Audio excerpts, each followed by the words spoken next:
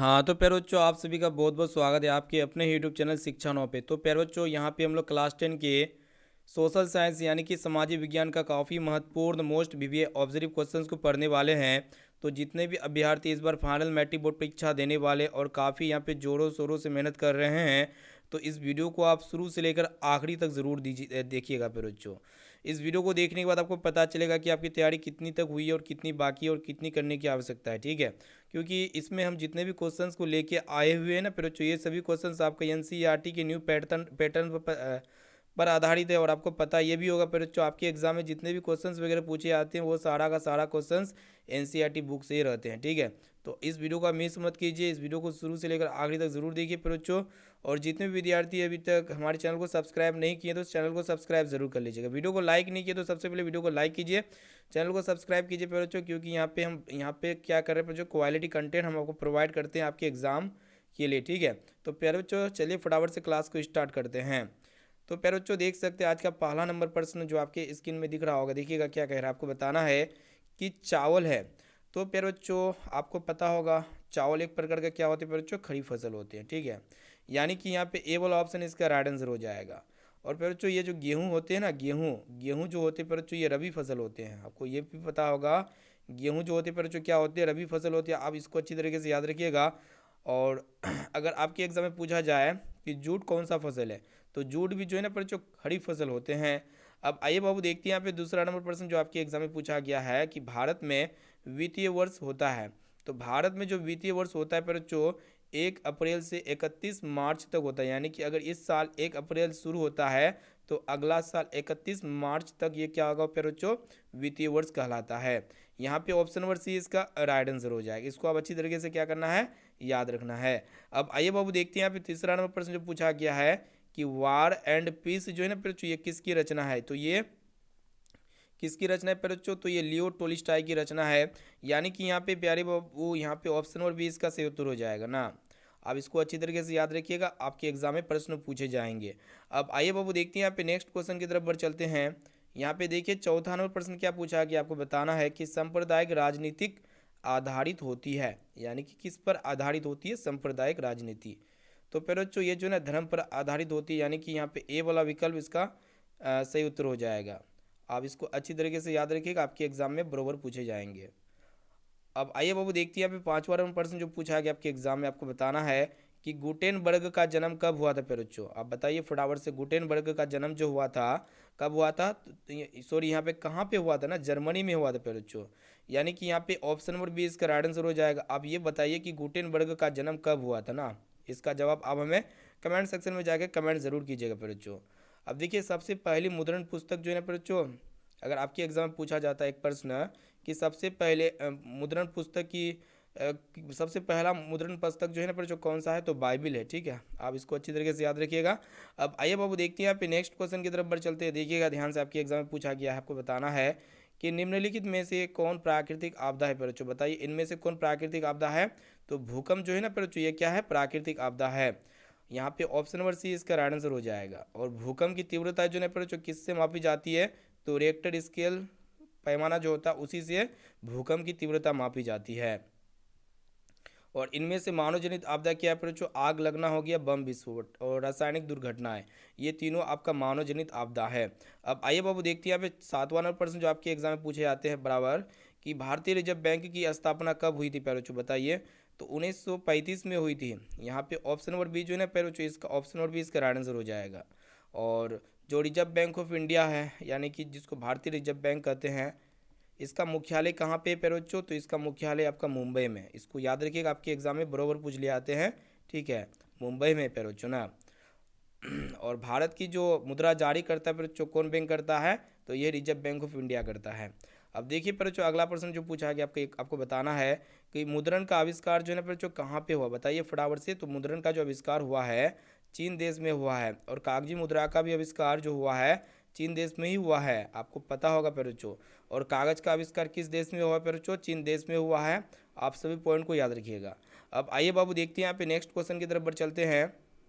देखिए प्यारे बच्चों अगला प्रश्न जो आपको बताना है कि वैश्वीकरण के मुख्य अंग कितने हैं।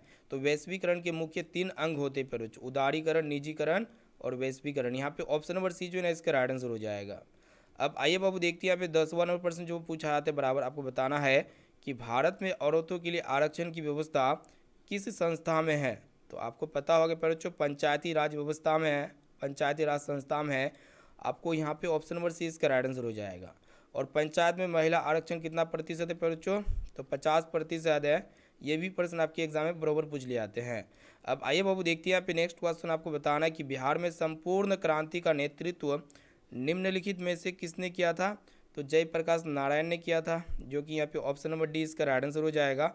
अब इसे अच्छी तरीके से याद रखना है। अब आइए बाबू देखते हैं यहाँ पे नेक्स्ट क्वेश्चन देखिएगा क्या पूछा है। आपको बताना है कि संघ सरकार का उदाहरण है।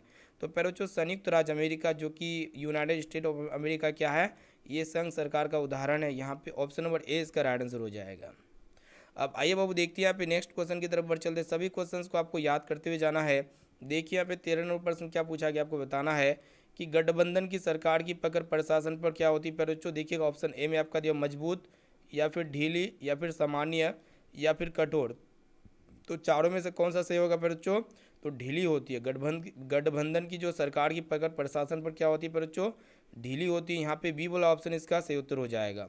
अब आइए बाबू देखते हैं यहाँ पे नेक्स्ट क्वेश्चन क्या पूछा है। आपको बताना है कि बिहार में रज्जू मार्ग कहाँ पे है। तो बच्चों बिहार में रज्जू मार्ग राजगीर में है। यहाँ पे देखिए ऑप्शन नंबर सी इसका राइट आंसर हो जाएगा।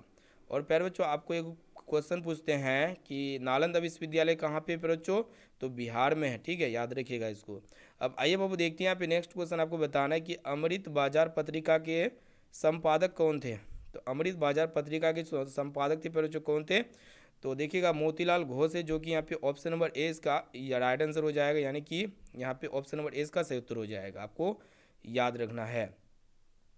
अब चलिए बच्चों देखते हैं यहाँ पे नेक्स्ट क्वेश्चन की तरफ बढ़ चलते हैं। देखिएगा बाबू अगला प्रश्न क्या यहाँ पे देखिएगा ध्यानपूर्वक।